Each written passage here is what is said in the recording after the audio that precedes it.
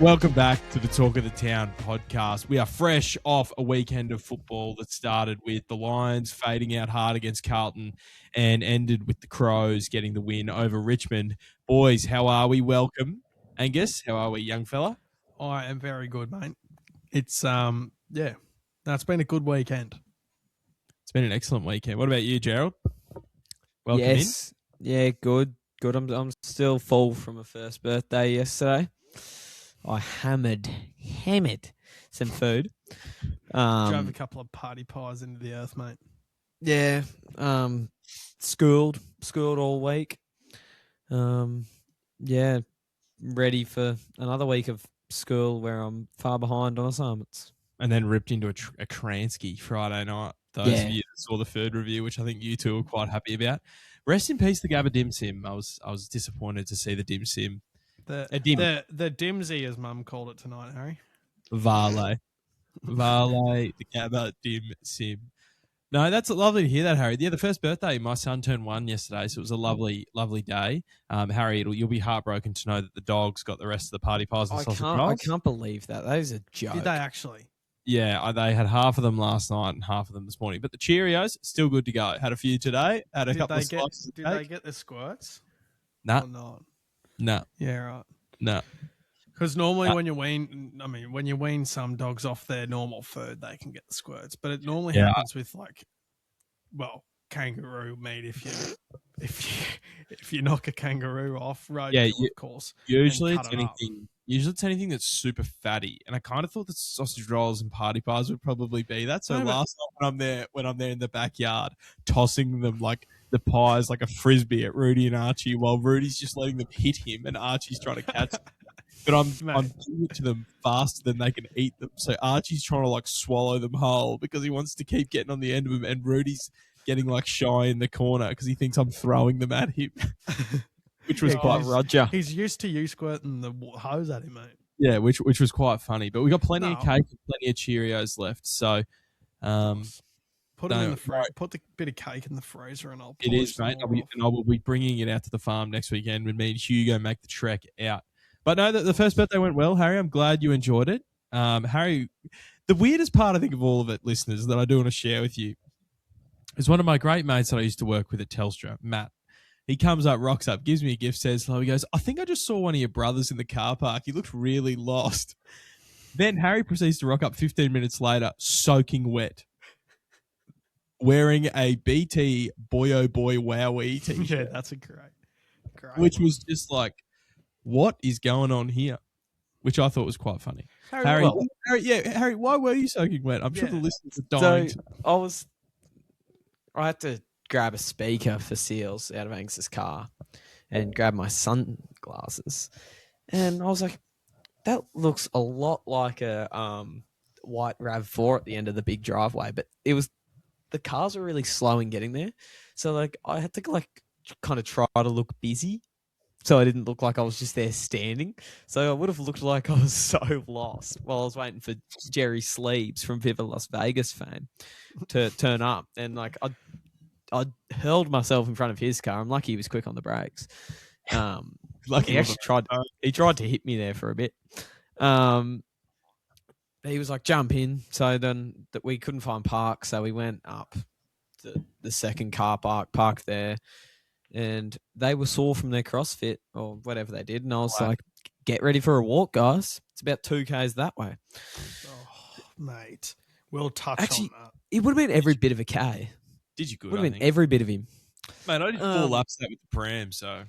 Lachlan, at least but that's your own stupid fault. It's your birthday. Well, imagine Harry and I doing the heavy lifting, Flamin' Harry taking 8 chairs, and I was doing the tables. 8 chairs didn't get used. We could have got told that, mate. Shout out to B Buckley, who took a table there on the way there, and G Sleeber, who brought one back with me. And that is Brendan Buckley, not Bonnie, of course. That's right. Yes. Important distinction to make. Important distinction. All I'm hearing from you boys is a heap of wins. So me and I'm not finished my Jerry Sleeber story. Hugo did yesterday. So I escorted Jed and Maddie towards Timbuktu, where we were situated. And then as we halfway walked in the past, Pacific Ocean. I'm pretty sure it was the north side of Brisbane. Was it? It was near Kombucha, wasn't it? Where we were, and we were leaving from Jindalee. So me, Jerry, and Maddie were walking, and I spy a little water park, and it has a big dump, like the big buckets that fill and fall over. That's good stuff. So I've gone, oh, Jed, hold my phone, Angus's keys, and all that, and I've just walked through it, and got absolutely soaked. And Why? I Smart. don't know. Stupid. No. Even like it was a stinking hot day, and you were like, It was nice though, kicking the footy being wet, and then I had to climb a tree. that was funny. The steed got stuck up the tree. Jed has shanked one and put it in the tree. So that was After being lippy too. Oh, there was so much chat getting thrown around. I actually feel bad though because that ball did belong to a little boy, and he'd lost his soccer ball beforehand as well. And then Celia proceeded to tell me today that the boys nicked his steed and started kicking it around. And I was like, what do you mean that was his football? Why did they not take one of the other footballs? There wasn't any other footballs. How did you end up taking a kid's football? It was sitting there. It was sitting there. And I was like, well, this Steeden's not getting used, and I really want to kick the footy with the boys. And so I grabbed it. And my thinking was, if he wants to come and kick it with us, he's more than welcome to. I didn't even see the kid. Also, Hugo's not going to be friends with him in a year, so it doesn't matter anyway. Oh, whoa. The kid might be listening to this, mate. His parents probably are. That's for sure. But I was thinking, I didn't know who the kid was. That kid, Henry, his dog is from Marlene Reed up the road. So you just settle down, mate. He's got connections. That's going to come Anthony's back. boy. You keep. So Henry, what you're telling me is Henry's pretty much Anthony's boy. Yeah. pretty. But anyways, I was thinking, mate, if you want to kick the footy, you can come and kick it with us. It would have been good. But yeah, no, lots of fun, and geez, it was great. It was actually great fun catching up with all our mates and kicking the footy with them all. Actually, yeah, it was really good. Oh, massively, and anyone listening that came along, massive thank you for the love and support. I'm sure young Harry loved it. Oh, sorry. Harry and I actually thought of something. Actually, it was Harry who thought of it. After we sang happy birthday to Hugo, and it was his first birthday, I did ask you too how old Hugo was turning the night before. Turned out he was turning 1. So, but no, after we sang him happy birthday at the party, Harry goes to me, I reckon you've got to be able to 5-10 second snippet after happy birthday ends that anything you say is funny. Like you could go planes and everyone would be ha ha ha ha ha, because they're filling the awkward void after the birthday song finishes. But it's also the void between the birthday song and then the candles being finished, being blown out. And at a first birthday, like I was standing there holding Hugo, being like, well, this kid's not going to blow them out. So it's either me or Celia has got to blow them out. And if I bend Hugo over the cake, he's going to dribble all over it. So go dribble. It's on you, Seals. It's on you. But it was a lovely day. Capped off off the back of a nice Friday night. So Angus, much happened with your week this week? Mate, did a couple of video shoots. That was Friday's job, and it was pretty flat out. Had to get Harry out of school earlier. I'd planned to pick Harry up at 1 and then shoot through to Brisbane, but of course that all got thrown out of the window. Got called in to do a couple of videos, which was good. And then, Duty calls. Judy calls, absolutely. So it was pretty funny. I had to drag Harry to these shoots. And so he was just in the ute while I'm at the Cotton Gin and then at a cotton farmer's place video in their paddocks, but that's all right. Oh, and then earlier in the week, I spent pretty much the whole week cleaning down our header and header front post-harvest. So I reckon it's the cleanest header in Australia at the moment. Oh, for sure. And I wouldn't expect anything less. No. Well, it's going to be parked in the shed for a long time. We're not going to plant crop until, hopefully September this year. Oh, God no. God no. And it's a well-earned rest in it. Oh, mate, it has put in some hours this harvest. So I think it's done 150 hours this harvest. So it deserves a little break, that's for sure. And is that a lot? Think about the listener that has no idea what's going on with harvest. Like, what would be an average amount? Oh, for us, probably like 100 hours. So 150 hours is a fair effort, really. Yep. So, no, it is a fair bit. Oh, anywhere from 85 to 100 hours, I would say. But this harvest was a bit bigger, so. Love that. Well, my week was done just, planning a first birthday, which a lot goes into a first birthday. Like, I definitely underestimated it. And yesterday morning, we were in go mode. I was cooking. I had the air fryer going. I had the oven going. I had the stove going, cooking Cheerios. It was on for young and old. And it was. And this is Lachlan Town, the enemy to first birthdays. I've never ever heard you say a positive thing about a first birthday. It's always I'll just miss this first birthday to go to the footy. I'll miss this first birthday to do this. Yeah. There's no point anyway. The kid's not going to remember it. Very different when it's your own son. Selfish, mate. There's an emotional connection, But also, it's a good opportunity to get you catch up with friends and family and get everyone down. It's more of a celebration for us making it through 1 year of parenting than it is for the young fella to have his first birthday. Also, first birthdays are weird because you have the random mums group kids. None of the kids are actually friends, but you just have these random mums you've never ever spoken to or seen in your life just pull up. I'd never seen. Oh, really? I've met a couple of them at swimming, but the others, there was a lady that rocked up that I literally was like, I don't know who this woman is. And then another one, it was like, has someone just joined our party? And you know what? Play on. I reckon you could swing that by. Nate, I had no idea. And so it's like, and I was thinking about it. It's like, I was looking at Celia, hoping she would go over and say hello. Because for me, it was like, what do I say in that moment? Oh, hello. Who are you? Yeah, exactly. Exactly. You can't be thrown into the deep end. Oh, sorry. I think you've got the wrong birthday party. I don't know who you are. Mate, it actually would be admin for some of those parents. There's that many birthday parties around the place. Well, especially because you guys were parked halfway to Wynnum.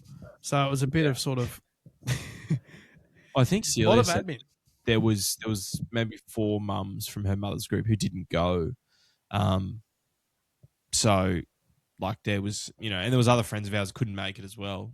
But it is an interesting group of people. It was our mates, family, mother's group, and then Celia's work colleagues. And that was the groups really did not mix.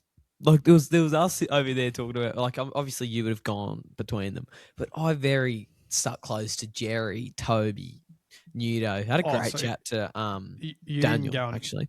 You didn't go and introduce yourself to the mother's group, mate. Yeah, and then there was... that shocks me. and then there was the Dolby corner as well, where you had mum and dad parked up. It was... It was 4 corners. There was good wedding crossover to see, my mate Matt Campbell getting into his work, chatting to Nudo, and him chatting to you boys. And then there's even, Jed and Nudo chatting, and all those boys only met each other through Bucks weekends and weddings. Yeah. Mate, it was so much fun, and it's a great excuse just for all of us to catch up again. It's just great to see all these people, because when you're always when you're in the one spot, it's really hard, and you have to make such an intentional effort to get everyone in the same spot. Lachlan? I actually never properly asked this question. Why the heck were we in Timbuktu? So the reason for that, and if anyone listening's ever been to Rocks Riverside Park, it's a very big popular park around where beautiful park live, in the western suburbs. And the reason for that, Harry, is we would have liked to have been closer, but there was no available spot that would have had adequate enough seating for people to sit down. Because you think about it, you were either sitting somewhere where you had nowhere to sit, and it would have been just your 8 chairs and whoever brought something in. And then you got whoever else brought a chair. Then you've got trestle tables that you're going to have food and stuff on. And so you end up being in this situation where you're kind of in a bit of no man's land. Yes, you're close to a playground, but none of the kids needed the playground because of how small they are. They're not in that a little bit older where they do need the playground. So if it was a 3rd birthday, we would have maybe tolerated not as much space. But for a first birthday, we wanted to have enough seating for people, enough shade for people, and sort of have our own little spot where we had those 2 tables under the big pergolas and shade structures there. There was enough space out there for people to run around on the grass and do their thing, but also there was more than enough seating, which is ultimately that was the closest one we had. Mate, So, it was if we could have gone closer, mate, we would have, but there would have been people in those shade pergolas near the playgrounds that would have been there since this morning. It's a very popular park. Mate, it was funny. Dad on the walk back just blowing up, and I was also blowing up because I was holding chairs. And after shaking a footy out of a tree, I didn't realize how sore my arms actually were until I had to carry the things back. And I was like, "Why the heck are my arms sore?" Like it was not this hard to carry the chairs in. And I was don't get me wrong. Don't get me wrong, mate. I wish we could have been closer, but that was genuinely for what we had and all the stuff we had, that was the closest we could have been. Oh, it makes sense. I didn't realize that being Tarzan and a mixture of, I don't know, what's that game where you shake the trees and wasps come out? Animal Crossing and Tarzan trying to get the footy out of the tree. Hey, mate, I thought you did a good job. Jeez, it was actually funny when we realised the footy was gone. Matt Campbell turned to me and he goes, "The next thing you know, mate, Harry's going to be up that tree." And then we walked over there and you were in the tree. Yeah. It was hilarious. It was great stuff. But no, everything went well. I've never really met Matt Campbell, but he seemed like a good man. He's a ripping fella. He's actually getting married in Italy in about 3 weeks. So all the best to him and Claude. Claude, big fan of the show, actually. She said that Matt was telling you. Are we talking about Claude AI? I was going to say. Claude, he was saying that she loves it when one of you boys goes, "Getting into their work." And I said, "Well, that'll probably be us, I reckon." No, I've also had reports like at school that people say, you also get into your work so often. I don't like Get into your regular league work. Yeah. Well, or like I've always said that. Well, we have always said that. That's why we say we've always said, boys. And it's something I look for. Okay. But yeah, that's about it. That's about it. I mean, people that have been or planned a first birthday will know it's a stressful time. Harry, much been going on with you this week. Oh yes, just been schooling, getting assignments done, struggling to get assignments done. I've been really off task in class. It's been concerning. I've been getting into my 2048 work. Oh, good, great game, great game. 2468. You can't kick straight. And like, I've been. And Harry, that's a great game, mate. It's tough when the IT guys blocking everything. Like back in the day, we were playing Gartic Phone, we were playing Minecraft, we were playing like all the classics, Jack Smith, like everything on Cool Math Games. And now we're on Math is Fun playing 2048. And like I've been sitting next to people and they're looking at my laptop screen going, "Harry, do you seriously find that fun?" And I'm like, yeah, look, it's kind of all we have these days. It's a mixture of that and watching old Lions replays in the AFL app because AFL website, because it's all I can do to get off task. Actually, as a house captain, I'm in the middle of planning a song for the singing competition. And me and my other house captain have chosen Let It Go from Frozen for the whole of Taylor House to sing. And then, I got out of math on Friday, and that was good. It was like it was a call, and I was like, "Oh, are you serious? We're not coming to the footy anymore." And then I hear, "Oh, Harry, you can go right now." I'm like, "Oh, that's a treat for my Friday." Then was sitting in a car for 3 hours, so now it was quickly like, maybe math and modern history wasn't actually going to be that bad. I was working hard for Australia's agricultural industry, but anyways. No, mate, you're working hard for yourself, mate. Pretty much. Yeah, and that's about it. Harry, we're going to move on to a segment that's been getting a lot of love on social media, and that has been Harry's top 5. So we've done top 5 shoes, and we did top 5. What was the other one? Flags. No national anthems. It was impromptu. Off the back of Anzac Day. Correct. And what have we got this week? Well, today, now we've usually been going top 5 best, but we're dabbling in a bit of So something that everyone over the age of 16 will know, and it's top 5 worst road signs. Signs you go, seriously, really? Did you? Is that really? So, without further ado, number 5, we have the school zone. It's like, seriously. It's 9 o'clock. Coming All from the a kids school are in kid. school. All the kids are in school. And you're there going, why am I going 40 when there's not a soul inside? And It's the worst when you're running late to work and you have to go through a school zone. You go, or like when I'm loosely making it for the thing I have to present at assembly, and I'm like, oof. It's 8:40. Assembly starts at 8:40, and I'm here with my odometer above 40. the on my way D-maxes through are out school. by a little bit anyway. So you've got like a 5K buffer. Sorry, officer. Angus told me it was a 5K buffer. Now, No, 4. your radar's fast, mate. Your radar's fast. I'd be recalibrating that radar, sir. Officer, I'd be Oh. recalibrating. Hey, officer, I'll have to start calling your radar the bomb, mate, because it's never correct. $96 million on what, officer? Yeah, I'll just hope it's That actually, Harry, that reminds me of working in cricket, having the speed radar set up, and when our bowlers are bowling, it was like, "Oh, is that radar a little bit slow?" And then the opening bowler from the other team will bowl, and it'll be like 145, and you just sit there and go, "So you're telling me that's 150 if you're saying that it was slow while we were bowling? I haven't changed anything." Oh, That's good. Now, number 4 is probably more for the country folk, not some Lachlan City mates. Not who like have never- Lachlan, or just not like Lachlan. Oh, just not like Lachlan. No, Yeah. he's lost he doesn't know what Eastern country is, mate. Eastern sensibilities.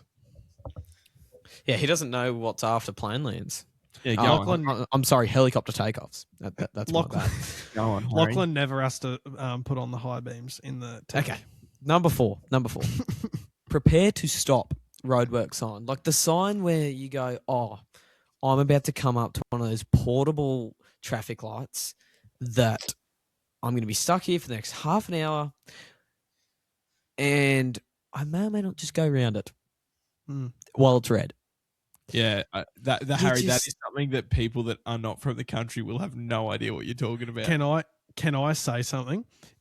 People who are listening, if you come up to those traffic lights, the portable traffic lights on country roads, if you can see the other end of the traffic light and they'll have a little yellow light, if that little yellow light is flickering, it means that it's red at the other end. If it's red at the other end, you're good to go through if there's no cars coming. I just like, if there's no cars coming, go through full stop. No, but if there's a little yellow light flickering, it means it's a red light at that other end, so you're good to go. Because there'll be red at both ends for ages. Sorry, Harry, kick on. Number 3, we have the detour sign. Well, you're there, you're driving, and you see a big yellow sign going detour. And you're like, seriously? I am already late. And now you want me to go further?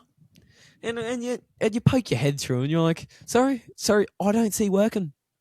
Why am I going around? I don't see problems with the road. You're just like, better be a short detour, kid. It's really frustrates me, that one. Number 2. Now, this is one of Lachlan and his mates in the city will be And able his to latte understand. drinking mates. I feel like he'll tell me his reaction to Sorry, this. quick drive-by to all of Lachlan's mates that are listening. Soy latte No. drink. Lachlan's response to this will be, oh, they're just always like that, mate. Number 2, it's when you're on a motorway and the lights are flashing on the speed signs. And you're like... Oh no, Harry, I hate that so much. When they're flashing, saying Oh, go I hate 60. that. Yeah. Yeah. I hate that so I'm much. actually surprised that's not number 1. But And it's like, I was about to Yeah. get to Lachlan's in 5 minutes. Now I'm going to be 20 minutes. I know exactly where you're talking about it, and I hit Yeah. those lights every single day. Is And it just before the Darra exit? I have not been able to work out why sometimes at the Darra exit, there's no traffic, and then other times at the Darra exit, it's like, why am I in a car park on the Ipswich motorway? What's happening? What is happening? Why was it I could fly through here at 90 yesterday, but why is it now that it's 30? Are you one of the people that hangs it in the left lane right up until that merge, the last bit of the merge right? Nah, I usually will go as far as I can until I hit the right, like as far as I can in the right lane, because the right lane moves faster than the left lane, because the left lane coming from Tenery motorway joins, and then you don't get a part of the join. But then because we always take that slippery little service road up past it, you then have to then cut back in, so you can cut back in while everyone's slowing down. Yeah, just eyes up driving. Eyes up rugby league. Great shout out, Harry. That is a disgrace. I'm excited to see number one. Number one is start road work. And you're just like, what? There's nothing better in this country than dads complaining about how bad the road is and then complaining about every road work that's happening. You can't win. They just want to go abracadabra, fixed road. They don't care that it takes time to fix the road. And I'm one of them as well. Well, Harry, where we are, it's like 20-kilometre stretches, I swear, sometimes of 60 kilometre an hour roadworks. Look, one thing I will say is it's great when you're like late to school and you get like the okay, because say the office lady will live out there and she go, "Oh, was that the roadworks?" And I was like, "Yep. It was the roadworks." It wasn't the fact I got out of bed at 8:20. It's genuinely just even some of Lachlan's city mates, even some of his little city friends, even they'll be able to understand this. Whenever you see a start road work, it's never good. It's always concerning, and it's always going to make your trip longer. But that is the end of the top fives. No, Harry, that's a great top five. I reckon in the city, I know you guys are going to laugh because, city folk, they don't get it. But I think in the city, if a lot of people will just drive around with Google Maps on, because it means that if there is any heavy delays or there is any roadworks that's holding traffic up, you'll just get the fastest alternative route, meaning that you can save Harry. a little bit of frustration. So that is good. Maybe the Dolby folk get onto that. Maybe the Dolby folk get on Google Maps, mate. The first couple of times. Mate, it's the only route. Have you forgot what a highway is, mate? No, mate. What, am I going to cut straight through the middle of the road, mate? Am I going to wet most of the time? Let me just go through Warwick to get to Brisbane, mate. No, mate. Let me go through detour. Let's go through Peppertree Lane. The first. That's a good one. I love when it tries to take you down Peppertree Lane. What a great name for a laneway too. Can I just say? I wish we lived on Peppertree Lane. To be fair, that. Look, the first couple of times, like I saw you driving with Google Maps on, like home from the Gabba and stuff, I was like, this bloke goes to the Gabba all the time. Surely he knows the way back now. But no, it makes sense that you just leave it. No, it's never. It's never, mate. I do it every trip I go on now, because it's like I never need it for. It's never for directions. It's always for if I can avoid traffic, I will avoid traffic. But Harry, no, that is lovely. The top five. Boys, Friday night, Lions Carlton. Now, before we get onto the game, fellas, quite a surreal moment. Monumental. We got approached by our first fan. Yeah. Live flesh. Shout out to Aiden, massive Brisbane Lions fan. He picked us out in the crowd, got a photo with the boys, got around us. We are eternally grateful, mate, for your support. And he's also, listeners, we vlogged the evening. So there will be a vlog coming out on the YouTube of our night at the football. And Aiden is a part of that. He gave his first goal scorer and margin predictions, which we were all wrong. Harry was the closest, and he tipped Carlton and Harry McKay first. So that'll tell you how off me, my wife, and Angus and Harry and Aiden's tips were. Aiden. That's right. But boys, surreal experience. I'll be honest, when Aiden first picked us out, I actually thought it was one of my mates getting one of his mates to come and take the piss and be like, "Oi, pick this group of boys out," and be like, "Yeah, huge fan of your pod." I mean, look, I believed him straight away just because I was like, he said it with such, he was so genuine about it. And he's like, "Oh, can I get a photo with you fellas?" I was like, "Yeah, yeah." And I turned back to you two, and you two were just like ghost, like just you were just like deer in the headlights, just like what's just happened. You're still processing it. I couldn't believe it. I was like, even when we sat down afterwards, and he was so so nice, so wonderful, so complimentary of the show, which was really great. Like, we've only been doing this 2 and a bit months, so like to get that feedback from someone who we've never met before was surreal. And yeah, definitely confidence boosting. But I remember after we sat back down, me and Harry are just sitting there, and Celia's like carrying on next to us, being like, "Oh, how cool is that?" Whatever, and we're just sitting there like, "What has just happened?" As soon as my bum hit the padded members' seats, I was on the phone straight away to Bella, going, "You wouldn't believe what's just happened." You will not believe what has just happened. But kid, yeah, unbelievable. I tell you, I didn't think we'd be having our first fan. Actually, I didn't even put a number on when I thought we might have our first fan, but it certainly wasn't like, 13 episodes in, 10 episodes in.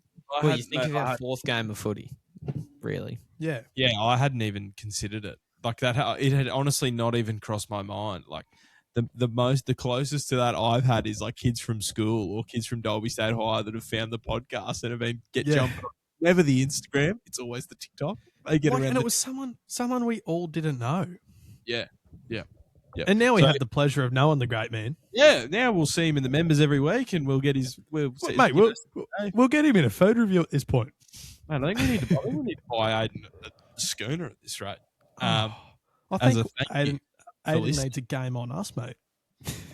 Oh, absolutely. But boys, we'll get into the football. We were all very. I mean, you'll see it in the vlog, our thoughts live when I get the time to edit that up.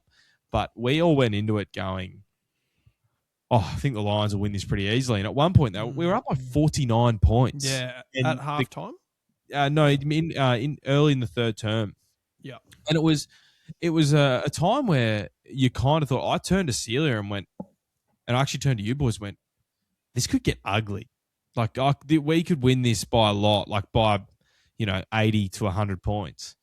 But what happened after that is it was like Carlton had kind of come back from the dead. Yeah. What I can really my take on the game was, and how I've summed it up, is it's the most I've ever seen a team just switch off. Like we looked lazy and just like we won the game. And I didn't get a chance to listen to what Fag said, but I feel like he would have said something along the lines of that, because we were able to kind of kick into gear. We obviously Carlton had all their confidence and everything, so that we couldn't really properly stop them. But you could see us wake up after they kicked those 2 quick goals at the end of the third, and at the start of the fourth, going, "Okay, we actually have to stop this," and we were able to do so. But I never really thought Carlton were going to win all through the comeback. Just felt like we would steady, and that Carlton just wouldn't quite have enough. And that was proved to be right. And yeah, I just think we switched off, and I think the players would say they did that as well. Well, Harry, on that, Fagan's comments a little bit. I don't know. I haven't watched his press conference, but Fagan, Logan Morris got interviewed after the game, who kicked 4 goals, and he said that Fagan absolutely sprayed them at 3/4 time, and he said it was a shithouse quarter. We had a bit of a spray, and we came out and pounded the rock and chipped away and got away with it in the end. So the pound the rock thing is a bit of a mantra inside the Lions, where they go, someone strikes the rock 100 times, and it might be the 101st where the rock breaks and you hit the breakthrough, and so it kind of just harps back to doing the basics well, and eventually you'll crack and get the success. Lachie Neale said after the game, we did a Carlton ourselves, which one thing that was quite funny is he mentioned that the Carlton players were saying that to the Lions players, which if I'm a Carlton fan, I don't know if I want to know that. No. Look, as a Brisbane Lions fan, I think it's a great touch. It's pure. But it's funny. If you're, I can see the humorous side. But yeah, all in all, I didn't think that Brisbane I didn't think we played very well at all throughout the night. And I think what really stood out in that first half, in preseason, there was that footage that came out of Carlton doing a preseason drill. And they said it was towards the end of a drill and they were fatigued and their foot skills were awful. And you see them in the first half when they shouldn't be fatigued. And we were sitting there going, what are we watching? And it wasn't just that they were missing targets that were pretty straightforward. You know how, like, when you go and see enough football, you're so used to guys hitting drop punts so pure and hitting targets that then when you see people kick like scraggly drop punts in the AFL, you're like, what is going on out there? And it wasn't like it was wet. And we were sitting there going like, this is horrible. These skills are terrible. Like, this is so far below AFL standard. Like, Angus, I thought it was totally obvious. Mate, I when I was watching the game and saw the foot skills, I immediately thought back to that Carlton video, and I laughed to myself. I was like, well, I can see this coming out currently with what they're dishing up. But yeah, it was so, like, you know, you have Brisbane hitting targets, and then poor Carlton couldn't hit any of that first half. Definitely got better in the second half, that's for sure. Yeah, they did a reverse Carlton. They did, and there was a little bit of Brisbane. We definitely switched off, and so we came down. And as we tend to do. We do. I saw an interview with Lee Matthews actually on Saturday where he said that when a team is down like that by 49 points, they tend to go into like a fight or flight response, a bit like a human being in a dangerous situation. And he made the point that in that moment, they can galvanize together and they can fight, or they can fall over and turn that into a 100-point loss. And he made a point that he thought that they actually went, right, we're going to fight this and we're going to, you know, change this and whatever. And Michael Voss even said after the game, he said that, like, these gaps and these fade outs and, you know, you can't have two halves like that. And I know it was the other way around to what they normally have, but you can't have two halves like that and think that you're going to be able to compete at AFL level. Which I thought was really interesting. I mean, from a Lions point of view, Logan Morris was excellent. Bruce Reveal, I thought, had a great game. I know Lachie Neale won the Robert Walls medal, but Harry, I genuinely thought Ryan Lester, he was good, wasn't he? That was a legacy game. Yeah, his first half might have been the best half he's ever played. He had 11 intercept possessions for the game. Yeah. He was very, very, very good.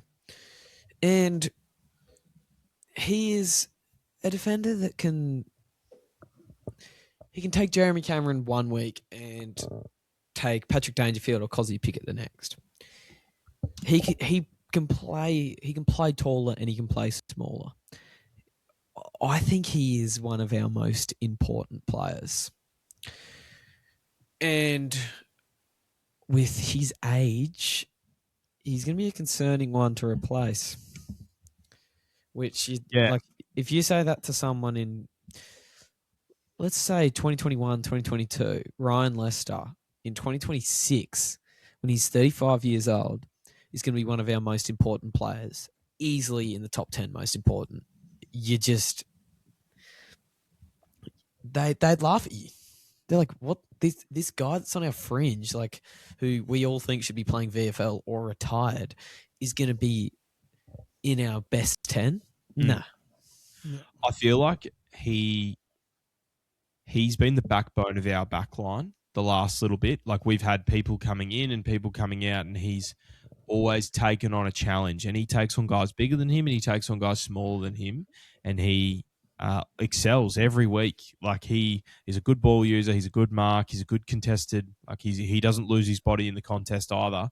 And he's one of the great club men of the Brisbane Lions. And he obviously, it's been a well-documented story over the last few years. But you highlight the injuries of the fact that, you know, even if you go back far enough and you look at like a Marcus Adams having to be medically retired with concussion, you then look at a Darcy Gardner who has had his ACL troubles. You look at a Noah Answorth who's had his issues. Kadeen Coleman's had his issues. Brandon Starcevich he'd had his issues. He's then left. There's also been, obviously, they've had Ty Gallup back there as well. We've now had Gardner out again. And so what's ended up happening is he has just been that consistent, constant response. Hasn't He's always been there. He's been steady. He hasn't been injured. Harris Andrews has missed games through suspension as well. And, you know, I know Darragh Joyce came in on the weekend and he was below par than what he was when he played earlier in the year. He was very good early in the year, and then that one was just like, that's one where I'm inclined to go, let's give Tom Doedee a go. If there's another injury, I want to see Tom Doedee get a run in the team. He'd be in the top 75% of earners at the club. He came in as sort of like a missing piece after 2023 to get over the mountain to win a flag. He's played one game. Yeah. And he hasn't been lighting it up in the VFL, but I feel like you almost owe him a chance. Maybe he's better at AFL level. And he's not old. And if we can get, especially with the defense troubles we're going to see with Gardner and Lester being old, Doedee's Lester's replacement. He basically plays the same role. I would like to see him move ahead of Darragh Joyce in the pecking order. Yeah, I reckon Fagan is trying to give Doedee a fair few games to just go, right, find your form, find your confidence, and then I'll pick you. And I think he knows he can depend upon him if he wants, but I think Fagan would probably have a game or has some things that they're working on that have in mind. It highlighted for me that I felt like we missed Ty Gallop, just that physical presence down back, which is crazy to say from someone who's only played 10 or so games. But I think one thing, you don't see Harris Andrews get beaten comprehensively very often. And he had his moments throughout the night where he was excellent. But Harry McKay gave him an absolute bath. He was marking everything. He was kicking goals. He was making it hurt on the scoreboard. And Harris would have walked away from that going, I need to be better there. And only in the second half. And it's almost only the last quarter he really got a hold of him. Yeah. And he'll come out. He'll respond. I have no doubt that in the upcoming game, next round, he will absolutely be back at his best. Against the Shannon Neal, he absolutely had a day on in the grand final. Yeah, I would say that Ryan Lester will take Jezza in the next game against the Cats. Yeah. It was it Ryan Lester or Darcy Gardner that took him? It was Darcy Gardner that took him in the grand final. Yeah. Yeah. Because remember, at the start of the qualifying, Leicester had him and Cameron was everywhere. Yeah. Because Leicester had him before that and had the wood over him. And then... Yeah, so that's going to be interesting. It'll be a very interesting game, that one, moving forward. Is there any other points to sum up? I think it kind of speaks for itself. Some guys had some quiet nights and, I thought Bruce Reveal was excellent again. Yeah, I was going to say that. Bruce was really good. His foot skills and his marking and contestant work has been really good. Logan Morris dropped probably mark of the year in my mind so far this year. That was a big ride, and then he grasped it. But I mean, I think I thought Levi was he got some cheap ball, but I thought he was really good. Yeah, that first goal he kicked where Will got it out to him and he kicked that on that angle with a drop punt was excellent. Oh, that was beautiful. I thought Cody Curtin had a really good night. Well, with 6 touches. Cody Curtin, such a big lad. I'm surprised he got to 6. He takes the small steps. He's on the treadmill.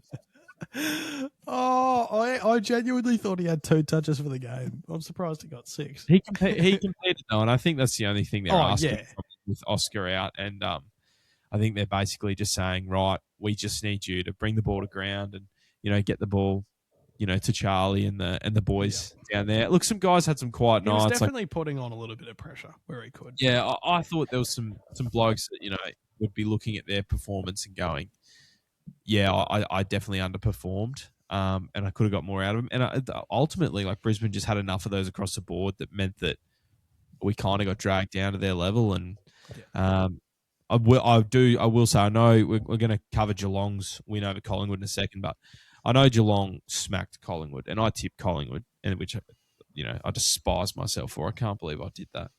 But but Collingwood have got those in them.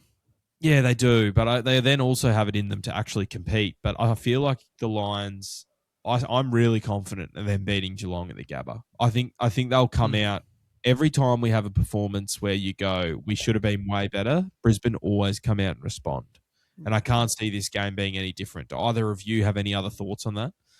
Oh, I was just going to say Collingwood definitely. Like I can see how you tipped Collingwood because they definitely have those can come out and really compete games in them. Yeah, they do rise to the occasion more often than not. Yeah. Sorry, Harry. I just think there's nothing to be concerned about. Like I wouldn't be surprised if we lose next week, as I'm ever the pessimist. But wait till you watch the vlog, listeners. Harry just hilarious. And then proceeds to he gives his thoughts in the vlog and then proceeds to put on his Instagram storylines 100+. Yeah, I did think that was funny. Hey, there was a chance. I've just got to cover all bases. I couldn't lose. Yes. Covering all bases. No, I didn't actually think we were going to lose, but I couldn't put on my story Carlton 8+, could I? And McKay first goal. I just think there's really nothing to be concerned about. Like I've seen other fans on social media going, "Oh, why does everyone rate the Lions so high? They beat Carlton by 11 points," and I'm there going like, "Yeah, because we don't care. Our players could not care less. We are terrible against lesser teams, and then just we pop out against a major team, and everyone goes, "Oh, the Lions are actually good." Yeah, because we just don't care against small teams, and it'd back us to show up. If we don't, it's not good. But the Gabba form hasn't been there, so I don't know. It'll be interesting. I'm keen for it. I think it'll be. We need a big win. Yeah. I mean, I have no doubt they'll rise. Some guys coming off some pretty quiet performances. They'll rise to the occasion. Boys, Geelong ended up running over the top of Collingwood. I watched the first half of this game, and then I was cooked after first birthday yesterday, so I went to bed. Scotty Pendlebury, he equaled Boomer Harvey's record, so he's now the equal all-time record games holder with 432. He will break that in the next time he plays. They play Sydney at the SCG. Would not put it past Collingwood to rest him for that game, so he gets to break it at the MCG in front of the Collingwood faithful. I don't think anyone would be surprised if he did that. Did you guys have any thoughts on this game? Geelong ended up winning by 54 points, but it was Collingwood hung in there in the first half. Oh, yeah, definitely. I just think Collingwood just aren't good. Like, they're just not. They are sliding. We all predicted they are sliding. They are relying on a 38-year-old Scott Pendlebury.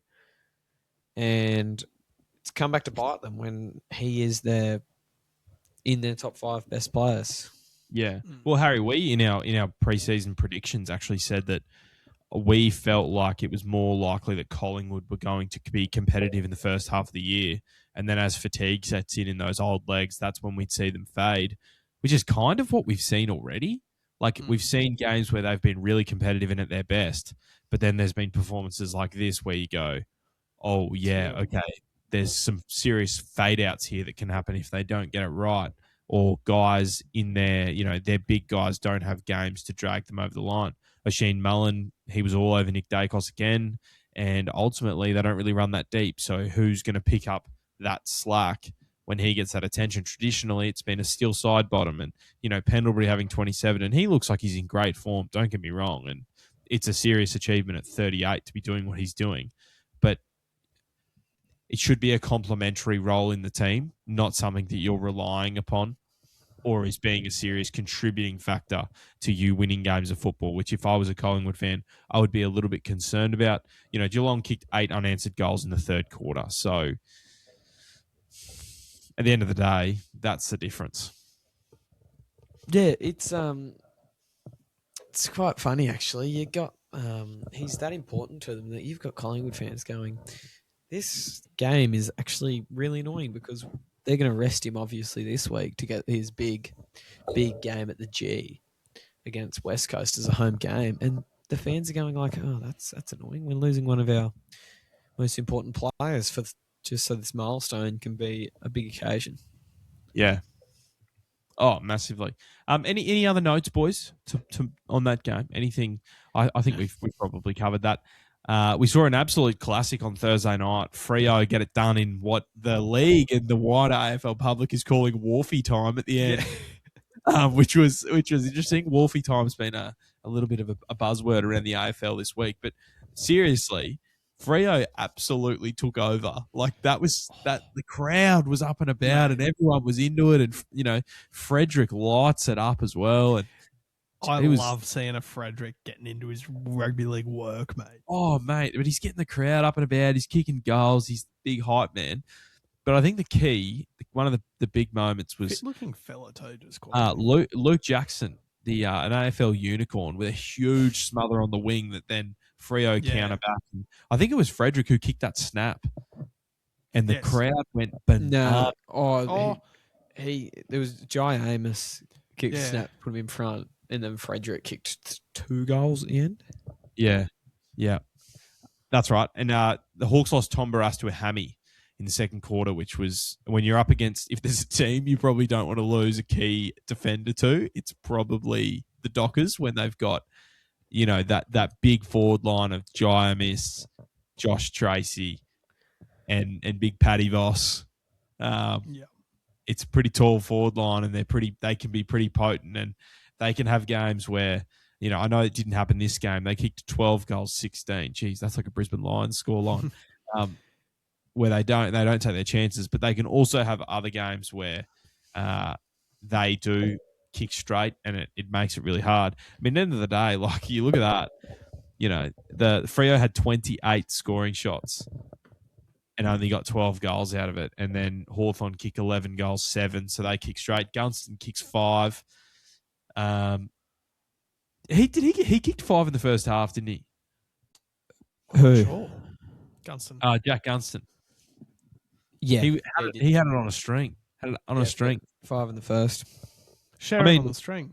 Boys, it's an interesting one. Hawthorn have a tendency to lose these games where you kind of go, Harry, I know you've touched on it a little bit in our around the year and also in our predictions episode we did, where they can sort of like have these performances where you feel like, okay, they're thereabouts, and then they have a game like this which would sort of like rubber stamp them as they're here and they're going to sit. They've had a serious win in a challenging conditions, like over in the West or interstate, and then they lose these games, and it ends up bringing them back down. And you go, they're just not quite there yet. Yeah, I remember saying this at the start of the year. Them not getting that Zach Merritt deal done, and like not really changing their team. I was just never that confident in them. Like not having Will Day, they've actually surprised me with how good they've been, and I don't think they've really got much better. I feel like a few teams have gotten worse, but I'm still just not sold on them. Like everyone's going, Sydney, Hawthorn, grand final, and I'm like, Hawthorn have not filled me with any hope. No, I can definitely see that. It's also funny. I know Freo have kept winning these games, and this was an impressive win. Like by no stretch is this a reflection on this specific game, but Freo also haven't. For me, they are winning these games, but there's nothing yet that's convinced me that this Freo team's different the previous years. And for me, if they roll into the Gabba in 2 weeks' time and they knock the Lions off at the Gabba in impressive style, that might be where I sit there and go, okay. Yeah. Okay. Nah, I think these are games we see last year's Freo lose. Lose the close ones.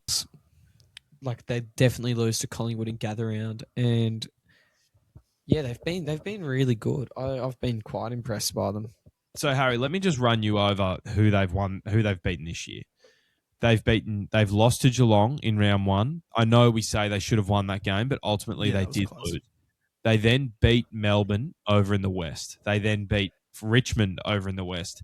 They beat Adelaide at the Adelaide Oval. They beat Collingwood in Gather Round. They beat West Coast. Then they've beaten Carlton. And then they beat the Bulldogs. Then they beat Hawthorn. So their tests coming up, they've got Essendon, Fremantle, Brisbane, and North Melbourne. Now, Reverse they'll be... themselves. Who? Freo. Sorry, Essendon, St Kilda, Brisbane, North Melbourne. So I look at those games ahead and I go, okay, they're going to beat Essendon. That's a given. They'll beat St Kilda. Brisbane, question mark. I would still say we'll win that game. They'll beat North Melbourne. And all of a sudden, you get to them playing Geelong on the 18th of June, and they've lost 2 games of football. Yeah. So, like, again, like, I mean, there's probably an argument that they've maybe had an easy fixture. I don't know. Like we say, should have beat, but they didn't. Geelong in Geelong, like were in that up to their eyeballs. They've beaten Hawthorn, they've beaten Collingwood, they've beaten Adelaide, and Adelaide at Adelaide Oval.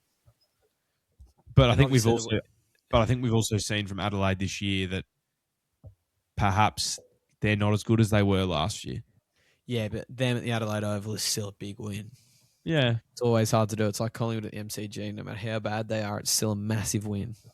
But I guess the point I'm making, Harry, is they've played Melbourne, Richmond, West Coast, Carlton, and the Bulldogs. Bulldogs probably rough to be in there, but they've had the majority of their games have been quite not even winnable. They've been from that. We talk about the AFL being a two-tiered league. They've been from that second tier. And they've also been home games. So that's a Carlton, that's a Richmond, that's a Melbourne having to go to West Coast. Yeah, but it's also like what? Just because they've versed the lesser teams and beaten them, like it's not their fault. They can only beat who's in front of them, and even the good teams they've beaten are in front of them. But I hear what you're saying. But we were saying the same things last year about Adelaide, and they went out in straight sets. So Freo are going to be a really interesting watch, but they just haven't had that win where I've gone, okay, right, this team is the real deal. You know, like this team, they're up there. Yeah, I think this was probably it for me. Interesting. Gus, what about you? Has this convinced you that Freo are the real deal this year? I'm a little bit the same as you. They're not quite doing it for me at the moment. No. But I think, look, they're doing all the right things to be doing it at the moment. Like Sydney are doing it at the moment, and we're sort of thinking they're a little bit real deal. So, yeah, it'll be interesting to see how it goes. But, you look at what they're doing and you sort of go, wow, it is impressive. But, no, it'll be interesting to see another 5 games where they're at and how they're looking. I agree. I absolutely agree. Boys, we're going to move on to the Manly Sea Eagles versus the Brisbane Broncos in the NRL. This was good tipping from me. Yeah, there was a little bit of the last few weeks we've spoken about the Broncos maybe flying by the seat of their pants a little bit and grinding out a bit of work and a few games, and we kind of thought, right, they just need to keep going and they need to grind out a few more wins. And the last 2 weeks, it's kind of all come crashing down. Mate, what's their who's their new coach's name again? Kieran Foran. Jeez. Fosball. That's been working, hasn't it? Yeah, big time. Big time. Also, Michael Voss should keep his job for another week, you'd think. No, that was basically a win. Oh, it was so funny seeing Dan saying that. Mate, sorry, just quickly. When the siren went, I turned and looked at Goz, because obviously he was at the game, and I could see him just big hands up in the air. Just loving it after they lost. Oh, big time. It's although sorry, listeners, back to the rugby league. It was I probably have this as Brisbane's worst performance of the year. I don't know what you guys think. I didn't get to watch it, but I was driving. Brisbane were look, it's 3 losses in 4 weeks. They haven't won at Brookvale since 2010, which is surprising. 4 points park. 4 points back. Joey Walsh, he was very good as well. I know he's been playing because Jamal Fogarty's been injured. He opened the scoring. And then the Broncos get a try through a debutant who has a Dutch name. Verhoeven. Or Verhoeven. Unreal. It's definitely a Dutch name. I don't know how you pronounce it. Early on in the piece too, just quietly. Yeah, Walsh threw him a cutout ball and he gets over there. And really that was it for the night for the Broncos. Trbojevic played his 250th. That's Jake Trbojevic. Tom is still injured. Shock. And yeah, the Broncos kind of just never really fired a shot after that. And there was another couple of moments where Ezra Mann was at the center of some poor defending and he got targeted. And, there was a sin bin as well on Karapani. And yeah, Manly capitalised when they went down to 12 and Brisbane just never really looked threatening to put any points on the board. And even at the point when the score was 12-4 around half time, and I was like, I kind of thought, I just can't see the Broncos getting back into this. And it's going to be interesting to see because the Broncos have kind of had an interesting year so far where they've had all these injuries, they've had all these people be out, and then they've got them back and they've won some games whether you thought, oh, they were definitely a write-off and they had such a young side. But they kind of just haven't really got going. Like, we haven't seen so many performances. Oh, not at all. They've played 10 games, so they're 5-5, and they sit in 11th. It was always going to be a bit of a concern when last year it felt so momentum based. Yeah, it did. And then their next game, they go straight to New Zealand and they're playing... No, they're not. They're going to New Zealand. What am I talking about? It's Magic Round. Kid? Get... They're right in the heart of Queensland. So, yeah, the Broncos now have a home-away game against the Warriors. And then, boys, they've got to lay up the week after. They've got the Dargans at Suncorp. Look, I wouldn't be counting your chickens too early, mate. No, I'm you're not right. counting my emus before they hatch. And then they got the Titans a week after. And Harry, that's something you've always said. So let's look at the next week ahead, the next 4 weeks ahead, right? So they have the Warriors at Suncorp as part of Magic Round on Sunday afternoon. Then they have the Dragons, the Titans. Both of those are at Suncorp. Then they've got the Rabbitohs away. So, Gus, what do you think of those fixtures? The game against the Dragons, it's important to note the game against the Dragons will be impeded by Origin is on the 27th. So Origin is on the Wednesday before then. So is Origin this month? Yeah, Origin, 27th of May. Jeez, that's coming around quick. Yeah, 27th of May. So what's that, a couple of weeks away? Yeah, that's 2 weeks. Yeah, it's not far. No, that's 10 days. No, it's not. No, it's not. That's 17 games. No. I'm looking at my screen. It says Sunday the 17th of May, and it's Broncos versus Warriors. Yeah, sorry. so it's 2.5 weeks away. So that game against the Dragons, I'm not sure how many guys the Dragons will be missing. I don't know how many are in Origin contention for them. But for the Broncos, they will have some guys out, you would think, in with Origin. And, one of the key things on Queensland, which we will get to over the coming weeks, is that they're going to be without Tom Dearden for a while because he is out for 2 months, which nearly rules him out for most of the Origin series. There's a bit of speculation. A few people putting their heads together yesterday about who might be filling in. Yeah. And I don't know how many Mirage selection headaches are solved at first birthday parties. So, Harry, I want to ask you this. Broncos next month, they've got Warriors, the Dragons, the Titans, and the Rabbitohs. Are you willing to make a prediction on how you think they'll go across that period of time? They will lose to the Warriors. They'll beat the Dogs. Who's after them? Titans at Suncorp. They'll beat the Titans. And then it's Rabbitohs. They'll lose against the Rabbitohs. So 2-2. So you're going to say they're going to sit even 7-7. Yeah. Gus? Look, this one's for Tom Wainwright. I think they're going to win against the Warriors, lose against the Dragons and the Titans. And Yeah, mate, because you can't agree. We can't we agree. can't agree. No. I reckon they'll lose to Warriors, win against Dragons and Titans, and then Yeah, Keep Tom, in just mind- let me keep in tip mind West the Coast Rabbitohs- Eagles. The Rabbitohs are going to be Latrell-less. yeah, true. So No, they won't. Will they? is he going to be back? I thought he was in. Didn't he get Well, injured? actually, no, he is. Yeah, injured. he's only 2-week injury. No, but he's going to miss out. Yeah, he was going to miss out on the first Origin, I thought. Yeah, he's missing 2 NRL weeks. Oh, 1 to 2 weeks, so he'll definitely be back. He's got a bulging disc. Oh, yuck, bulging disc. Our thoughts and prayers go to you, Latrell. That is But yuck. you'd think he's probably out of Origin 1. Yeah, I mean, it'll be interesting. That So will be. is that the week of Origin, or the week? No, that's after Origin. Right? No. Origin is the 27th of May, and then the Dragons they play the week after. So, So that he means- will be back. Yes.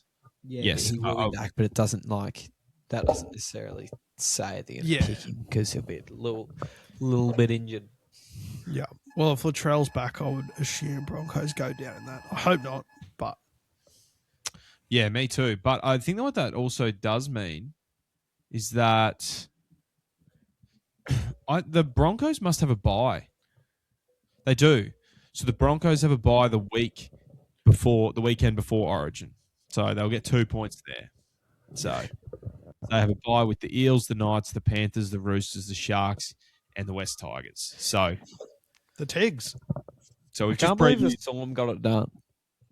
Yeah, they did.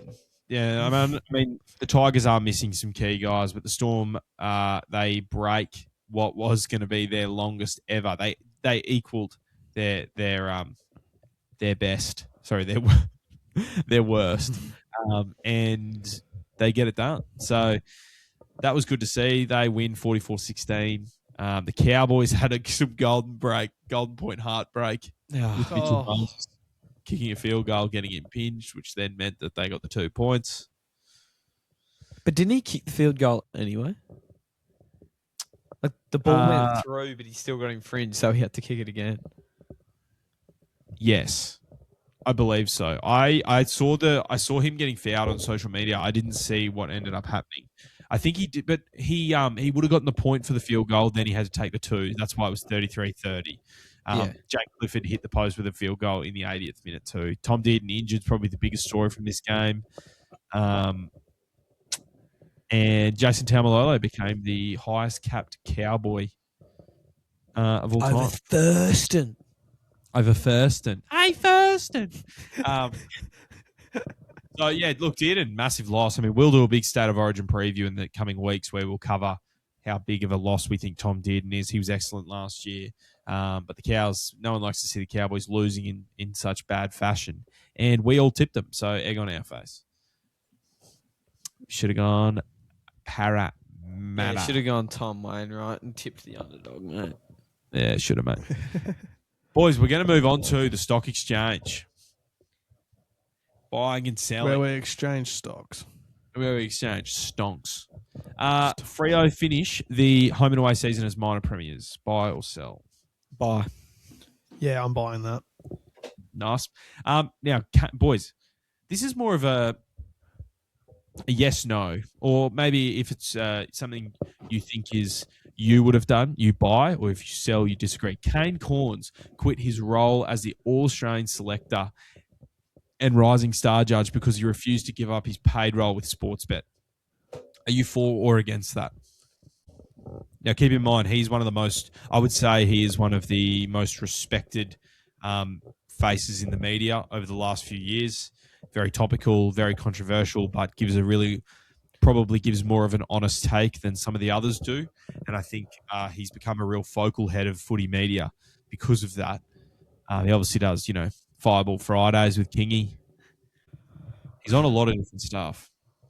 So basically, if he wanted to keep going with that role, he wouldn't be able to. He would have had to, yeah. So the AFL or Sportsbet made a call on the umpire that had a role the AFL didn't even make it. They said you cannot have this role and be AFL, and Sportsbet actually cut ties with him, not the other way around. AFL saying you need to cut ties. So Sportsbet went to him and said you need to cut ties.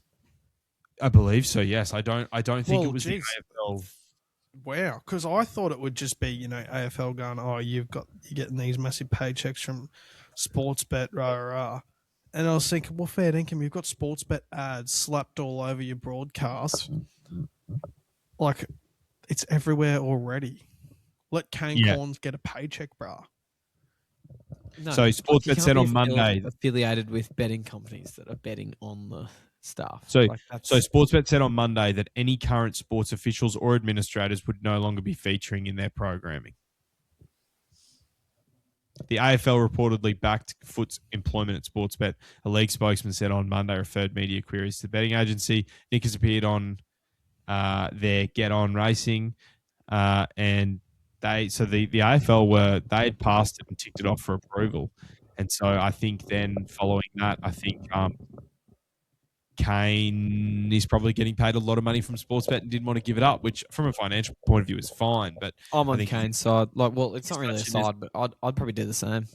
So you get to vote on a panel with a heap of other people. You vote hardly. Well, I think the argument is that those roles are prestigious, and he's got them because he's well respected and he's not a bias. He doesn't have a biased opinion, and he's also happy to admit when he gets a take wrong. And I think that's refreshing in the media, is that he might get pelters if he does make a point. However, he will also go, yeah, I'd said this thing, I got it wrong. This guy's actually a gun, or this coach has actually done a really good job, which so many you see give unwarranted hate. And just because he's getting paid by Sportsbet doesn't mean that he can't keep having those same opinions and doing that. Yeah. I mean, obviously, he's just lost his job as All-Australian selector and Rising Star judge. Well, he quit. He's still going to be in the media and all that. I mean, I kind of think it's play on. There's already Sportsbet stuff slapped everywhere all over sports. And so I can kind of understand him going. Corns' exact comments was, I've got an existing contract with Sportsbet that I want to honour. I could have walked away from it, no doubt, but I would have been breaking a contract. I don't have the same contract at the AFL. I really love the work with Sportsbet. They're a major partner of everything I do. Every show I'm on, Sportsbet are thankfully a major partner. Asked if he thought he had a conflict of interest. He said, yeah, I do. Now the Nick Foot situation has happened and they made a stance to change their policy. There was no other option but to take action that they did. I've spoken to the AFL. They were incredibly supportive. I thank them for the opportunity it was. It was brilliant being in the All-Australian room. And so he's basically gone, fair enough.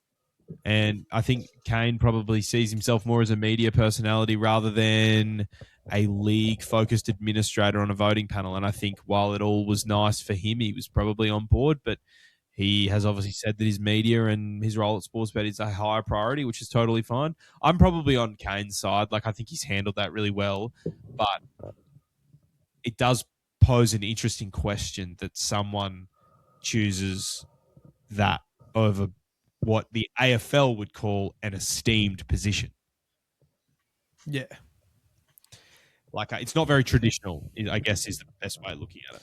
No, it's not like you're leaving the PGA to go and play live. It's not quite that level of prestige and tradition. Yes. Now, this one is going to be an interesting one. Matthew Leckie makes the final Socceroos squad. No, so we don't need to be bringing fossils along for a young team that could go a long way in the next few World Cups. Fair enough. This one's probably only for Harry as well. Sorry, Angus. Pep Guardiola is the Manchester City coach next year. Well, I'm pretty sure he's not. I'm pretty sure he's already said that he's not. It will be Enzo Maresca. He hasn't said anything, Harry. Nothing. Is he not? No, nothing is just as far all as the reports. No, I'm going no. And my prediction is Enzo Maresca will be the coach. So you're selling? Yeah. I would be selling as well. I think you as well. This one's a bit of an interesting take. I want to know your boys. This is more of a glass balls prediction. Patrick Cummins eventually turns down a CA Central contract. Wait, he turned. Sell. No, eventually. In the oh. years to come, he eventually turns down a CA Central contract. There are reports out that Pat Cummins is getting 12 million 3-year deals offered from major franchises, while 5 other senior players are refusing to sign their national contracts.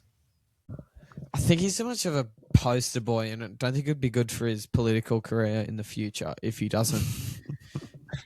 If he turns them down. So I think he'll just like go, if you can get me into politics, if you can get Albanese another term, yeah, you can do whatever you want.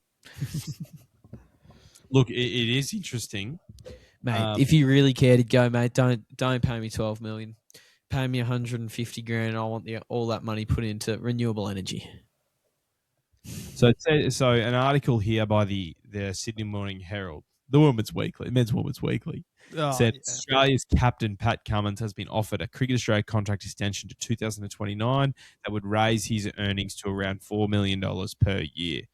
Last year, it was offered. So CA had also been in similar talks with similar deals with Travis Head, who alongside Cummins last year was offered around $10 million to quit Australian cricket and take up franchise cricket full time.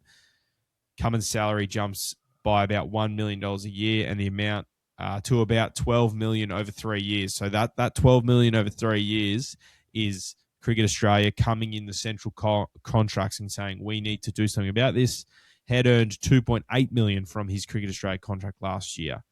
So I think by the time his deal expires at the end of 2029, Cummins will be 36. I think it is inevitable that at some point, Australian cricketers, it seems like the way it's going, at some point we might see guys retire from Test cricket early to give themselves a bit of an opportunity to go wild on the white ball circuit if their skill set suits and they go after it. There's also been a little bit of uproar between the players of states voting against the BBL privatisation. So the players are for it because it means that IPL money is going to flush through Australian cricket and they'll get paid more money. So it's no surprise that they're for it. The organisations at the moment are wanting a little bit more of an understanding about what's going on. We saw it happen with the 100, where they were kind of seeing a real life example play out where they sold their franchises off, and some people have been burnt a little bit with that. I would be buying this. I think eventually he will go, I've had a terrific career. I'll play if you want to pick me, but I'm not going to commit to a central contract. I think it's interesting that we might see people start to retire a bit earlier for this. But yeah, apparently there's some guys that are holding back on signing their deals over what's happening with the BBL. So much of the players' frustration has to do with the failed plans to privatise the BBL after objections from 2 of the 6 Australian states. That was Queensland and New South Wales. Players Do you were think that's by the Markram and Brevis made at the SA auction last year, over $900,000 US, more than 4 times what the top players in the BBL make. Do you think that is because the states make their money from their Big Bash teams? Well, the states get their money from Cricket Australia. So why they're saying no then? Because they're worried about a lack of control, and they are also worried about the ongoing implications down the chain of Australian cricket for what is going to happen. There was a really good.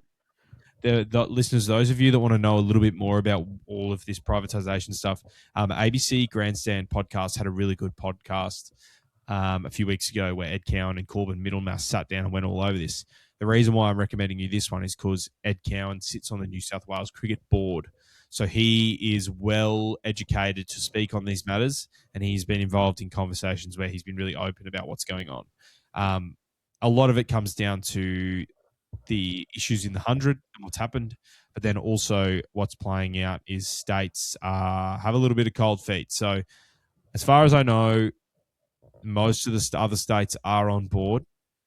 But I think a lot of people have a bit of a bad taste in their mouth that, like, we might see the Perth Scorchers rebranded to MI Perth, like MI London in the 100. So it's going to be interesting. Harry, do you feel like eventually we're going to see, maybe it's not Pat Cummins, but maybe it's a big dog test cricketer turn down a central contract? Yeah, I think so. There'll be someone that goes, "This is my job. I've played a lot, or I've played little for Australia." Like maybe even, I think of maybe an Usman Khawaja that few years ago before he was picked again. Someone like that doing it. Like when you're on the fringe and you're kind of getting on a bit, and you're like, "Well, how much Test cricket do I actually have left in me?" And that's when you see one of them go, "You know what? I'm going to say no, and I'm going to take this contract and set up my family."